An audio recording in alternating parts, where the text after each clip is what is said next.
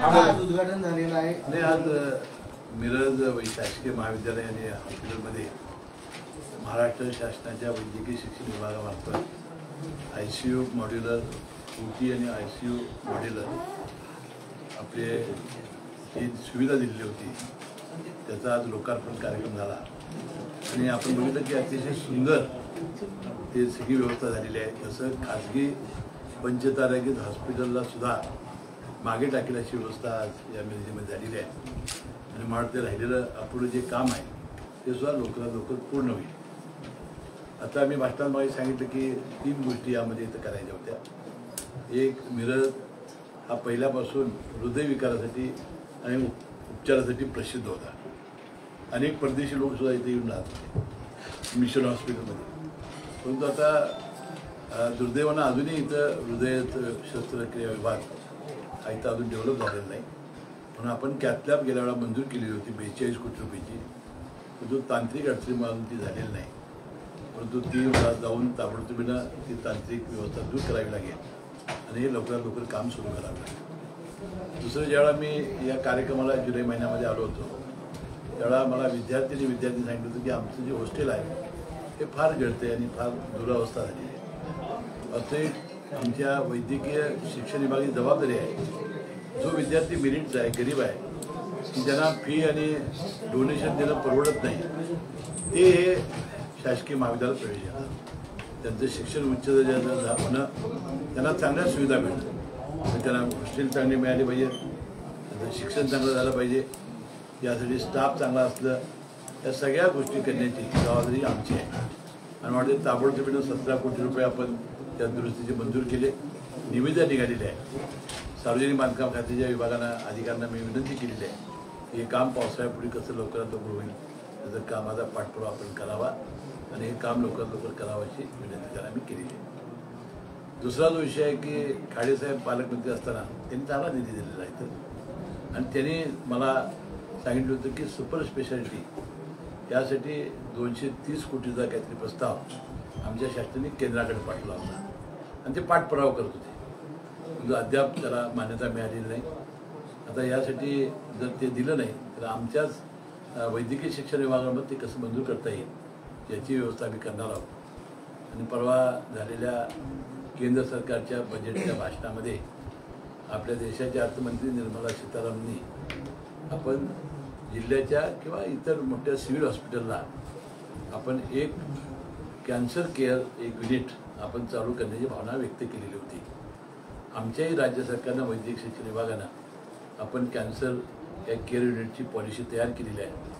येणाऱ्या 2 आठवड्यामध्ये 2-3 आठवड्यामध्ये आपण ती मंत्रिमंडळापुढे आणू आणि मला वाटतं पहिलं 250 बेडचं कॅन्सर केअर युनिट L2चं हे आपण मिरजेला तयार करू एवढा विश्वास मी आता या निमित्ताने दिलेला आहे. नंतर मिरजेचं 500 बेडचं हॉस्पिटल मंजूर झालेलं होतं, परंतु त्याचा DSR हा फार जुना होता. त्यामुळे जी निविदा आम्ही काढली त्यामध्ये फार चढ्या दरानं त्या निवेदकांनी निविदा भरल्या आणि ती स्वीकारणं त्या अधिकाऱ्यांच्या समितीला शक्य झालं नाही आणि ती नाकारलेली आहे. आता नवीन DSR या वर्षीचा ग्राह्य धरून नवीन निविदा लवकरात लवकर काढतो आहे आणि 500 बेडचं त्याही ठिकाणी नवीन सुसज्ज हॉस्पिटल आपण करतो आहे. नंतर बाकीच्या ज्या गोष्टी आहेत की ज्याचा उल्लेख मगाशी मी केला, पालकमंत्री आता चंद्रकांत दादा पाटील झालेले आहेत, त्यांनाही मी बोलेन. सुरेश भाऊ खाडे प्रयत्न करतील आणि ज्या सुविधा आहेत अजून अद्याप राहिलेल्या त्या सुविधा पूर्ण करण्याचा प्रयत्न आपण करू आणि हे हॉस्पिटल आणि कॉलेज हे उच्च दर्जाचं करू एवढा विश्वास मी या निमित्ताने देतो. मिरजेला MRI मशीन दिलं तसे सांगलीला सुद्धा MRI मशीन बसवतात. यावर्षी आपण ते DPDCला विनंती करतोय आणि आपण देऊ. साहेब, सांगलीचं जे हॉस्पिटल आहे ते रत्नागिरी, सोलापूर किंवा या ठिकाणी पण औषधाचा पुरवठा अजून सुद्धा होत नाही. बाहेर चिठ्ठ्या दिल्या जातात कारण का जे काय गरीब लोक येतात बाहेरचे कर्नाटकमध्ये सुद्धा येतात, पण सिव्हिलमध्ये अजून थोडा सुविधाचं आमच्या विभागानं चिठ्ठी बंद केलेली आहे. मी आणि पुन्हा त्यांना सूचना दिली, चिठ्ठ्या नाही. 30% आपल्याला जो बजेट येतं आहे ते आम्ही पूर्णपणे डीनना देतो. डीनना आम्ही त्याचे अधिकार दिलेले आहेत. DPDCला जे निधी येतो ते औषध खरेदीचे अधिकार जिल्हाधिकाऱ्यांनी डीननी करायचे आहेत. त्याशिवाय महात्मा फुले जीवनदायित्व जो पैसा येतो पहिले अकाउंटवर ते सुद्धा अधिकार त्यांना दिलेले आहेत. आता औषधाच्या चिठ्ठ्या द्यायच्या नाहीत, औषधाला पैसे कमी पडले जाणार नाहीत हे ठाणकावून आम्ही त्यांना सांगितलं आहे. तशी अडचण असेल तर आपण डीनवर सुद्धा कारवाई करू. की तुम्ही 100 बेडचे 500 बेडचे हॉस्पिटल बांधताना ही गोष्ट करीत असली तर तिथे येणार ते रुग्णांचे नातेवाईक असतात, त्यांची अवस्था राहण्याची खूप वाईट असते. सांगली सिव्हिलचं जर बघितलं तर अक्षरशः तिथे रस्त्यावर नातेवाईकांना झोपावं नाही, लागतं. ते खरं आहे. याच्यापूर्वी काय झालं होतं की जो टाईप प्लॅन होता त्यामध्ये अनेक ठिकाणी त्यांच्या नातेवाईकाची राहण्याची व्यवस्था नव्हती. आता ती व्यवस्था आपल्याला करावी लागेल, कारण त्याची नातेवाईक रात्रभर राहतात, त्यांची दुरवस्था होती, जिन्यावर झोपतात. त्याच्या आपण मिरजेल आहे मिरजेला आहे. तर सांगलीला आपण आपल्याला शेड पण नाही. आपण करण्याचा प्रयत्न. सर, कोरोना काळामध्ये आपण पेशंटसाठी वेगळा वॉर्ड करायचो, सगळं करायचं. आता जीबी सिंड्रोमनं हळूहळू पाय पसरायला सुरुवात केली, त्यासाठी काहीतरी करण्याची आवश्यकता आहे असं वाटतं का? नाही, मी सगळ्यांनाच आम्ही SOP दिलेली आहे ना, त्यासाठी वेगळे बेड तुम्ही तयार करा. जीबी सिंड्रोमसाठी औषधं दिलेली आहेत त्याला, जिथं औषध कमी असते तर औषधा पुरवठा केलेला आहे. कारण एक इंजेक्शन 40,000चं आहे, खूप महागडी त्यामुळे इंजेक्शन. किमान 5 इंजेक्शन द्यावे लागतात किमान. तर ती व्यवस्था आपण केली आहे. औषधाबद्दल कुठलीही मोफत औषध दिली जातील आणि त्या विधानात सांगितलं आम्ही वेगळा तुम्ही थोडंसं त्यात तुम्ही वेगळं हे करा. खाजगी हॉस्पिटलमध्ये अक्षरशः पेशंटला कापलं येऊच नका तुम्ही, इकडे जा. सावरण करा सर. हे पैसे कुठे देणार? 40,000 एका इंजेक्शन लागतात, देणार कुठले? साहेब, सांगलीला काहीच मंत्रिपद यंदा मिळालं नाही. आता ते काय आता मी काय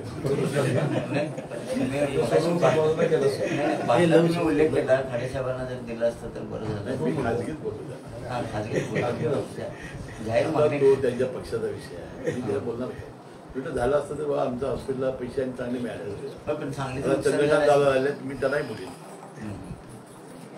तो इथं विषयच नाही ना. हा प्रश्न तुम्ही वरच्या वरिष्ठांना तिन्ही येत नाही तू इकडं पवन. जाऊन विचारा. हे ते नाही तुम्हाला तिकडं. उत्तर आता legal सांगतील. सुंदर ऐकलं असतं तर सर, कनेक्टिव्हिटी नाही कसली, विमानतळ नाही कसलं, कुठं कोण येणार आहे सांगा. 5-52 पुढे कोल्हापूर जाईल, पण इथे येत नाही.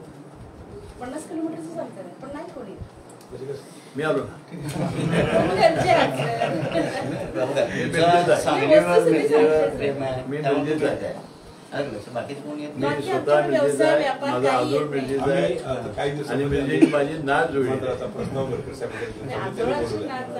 त्यामुळे तो प्रस्ताव मी घेऊन चालू आहे. साहेब, 2 महिने झाले धनंजय मुंडेंचा अजून राजीनामा संदर्भात संपूर्ण राज्यात पण सर एक आहे की तुम्ही शक्तीपीठसाठी कोल्हापुरात विरोध केला, परंतु सांगली जिल्ह्यातले शेतकरी आता पुन्हा पहिल्यांदा रक्तानं बदलेले आहेत. आता फाशी लावून घेऊन असं शेतकऱ्याचं म्हणणं आहे. शेतकऱ्यांचा शक्तीपीठसाठी विरोध आहे, यावर तुम्ही काय बोलता? नाही, कोल्हापूर जिल्ह्यामध्ये विरोध होता. आपण त्यामुळं तो आम्ही जे भूमी संपादन आहे ते रद्द केलेलं आहे. आता सांगलीची लोक असतील, तुमच्या भावना खाडे साहेब मुख्यमंत्र्यांना पुढे मांडतील. पण शेतकरी आज टोकाची भूमिका घेतात. खाडे साहेब आहेत ना, ते लोकप्रतिनिधी आहेत, ते नाही, मांडतील. कोल्हापूरमध्ये म्हणते, पण कोल्हापूरमध्येच आता गुरुवारी राज्यव्यापी परिषद घेतली, कारण कोल्हापूरमध्ये विरोध नाही असं म्हणतात. पण 80 गाव टोटल 80 गाव कोल्हापूर. कोल्हापूरमध्ये भूमी संपादन आपण नोटिफिकेशन रद्द केलेलं आहे. आज शक्तीपीठ मार्ग कोल्हापूरमधून जाणार नाही. आता नवीन काय अलाइनमेंट करणार आहेत काय, ते काय आता आमच्यासमोर आलेलं नाही. ते सोडायचं समजा कसं कोल्हापूरला? कोल्हापूरला- जोडणार कसा तो? ते बघा, सांगलीला आता रोड होणार आहे, कोल्हापूर हायवे लागला. हायवेचं जायचं संकेश्वर मार्गे गोव्याला जायची चिंता आपल्याला का? त्यामध्ये तो येणार आहे सांगलवाडीपर्यंत, सांगलवाडीपर्यंत इकडे येणार आहे, इकडून जो रस्ता कोल्हापूरला कोल्हापूरला हे बघा, आता जो रस्ता आलाय सोलापूरवरून तो थेट आता नवीन आता तुमचं कोल्हापूरपर्यंत जाणार आहे. कोल्हापूरला हायवेला जोडणार, तो हायवेला जोडायचं तर डाव्या बाजूला वळायचं. नाही तिकडे नाही. नाही, आपलं गोव्याला जायचंय ना. देवांसाठी केलं, देवांसाठी केलं. आपल्याला गोव्याला जायचं ना. शक्तीपीठ आणि शक्तीपीठला गोव्याला जाण्यासाठी कोल्हापूर हाच त्यांच्या समोर पर्याय आहे. कोल्हापूरला नाही तुम्ही काय नाही, आम्ही व्यवस्थित त्याला लाईन काढून दिलेली आहे. तुम्हाला गोव्याला सोयीचं होईल असं करू. नाही